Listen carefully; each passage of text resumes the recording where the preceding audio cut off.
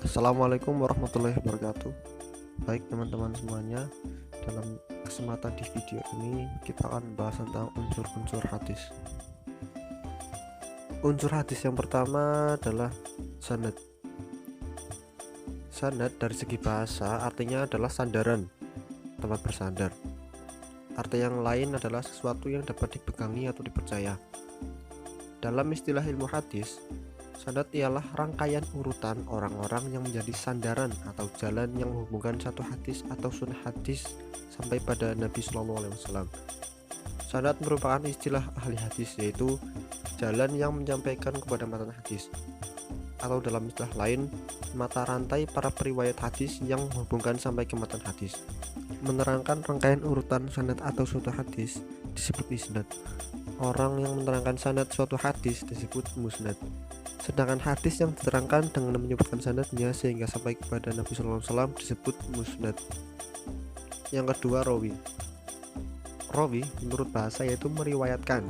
Sedangkan menurut istilah, rawi adalah orang-orang yang meriwayatkan hadis secara lisan maupun tulisan, asalkan hadis tersebut didengar langsung dari gurunya. Seorang perawi pun harus memiliki kecerdasan yang tinggi serta kejujuran karena akan mempengaruhi hadis yang disampaikan. Syarat wajib rawi: yang pertama adil, yang kedua muslim, yang ketiga balik, yang keempat berakal, yang kelima tidak berdosa besar dan tidak sering berdosa kecil, yang keenam dabit. Selanjutnya matan. Secara bahasa, matan berarti tanah yang keras dan tinggi. Sedangkan secara istilah, matan adalah kalimat setelah berakhirnya sanad suatu hadis. Dalam artian, apabila rantai sanad telah disebutkan, maka setelah itu adalah matannya. Atau dengan kata lain, matan adalah redaksi hadis itu sendiri. Tahammul wal ada al hadis. Tahammul dalam bahasa artinya menerima, dan ada artinya menyampaikan. Jika digabungkan dengan kata al hadis, tahammul hadis berarti kegiatan menyampaikan riwayat hadis. Hubungan yang terjadi antara perawi dan perawi lain merupakan kegiatan penerimaan dan penyampaian riwayat hadis. Dalam istilah ilmu hadis, terdapat istilah yang disebut dengan at-tahammul dan al-ada. At-tahammul adalah menerima dan mendengar suatu periwayatan hadis dari seorang guru dengan menggunakan beberapa metode tertentu. Sedangkan yang dimaksud dengan al-ada adalah menyampaikan atau meriwayatkan suatu hadis kepada orang lain. Dan sedangkan ada al-hadis adalah kegiatan menyampaikan hadis dengan cara-cara tertentu. Selanjutnya, mukharijul hadis adalah orang yang menyebutkan perawi hadis.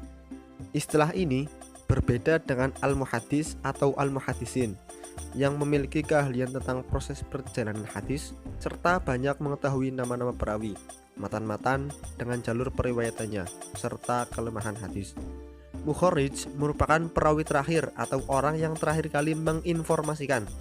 Dalam silsilah mata rantai sanad, setiap orang yang bergelut dalam bidang hadis dapat digolongkan menjadi beberapa tingkatan, antara lain sebagai berikut. 1. At-thalib adalah orang yang sedang belajar hadis.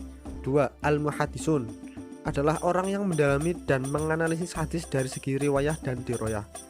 3. Al-hafidz adalah orang yang minimal hafal 100.000 hadis. 4. Al-hujjah adalah orang yang hafal minimal 300.000 hadis. 5.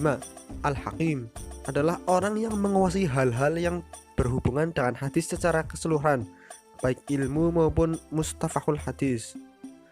6. Amirul Mukminin fi al-hadis. Ini adalah tingkatan yang paling tinggi.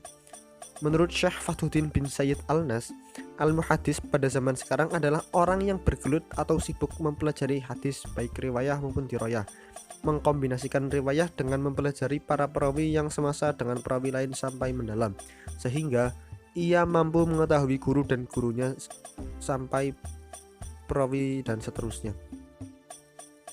Berikut yang dapat disampaikan, kurang dan lebihnya mohon maaf. Hadanallahu yakum ajma'in. Wassalamualaikum warahmatullahi wabarakatuh.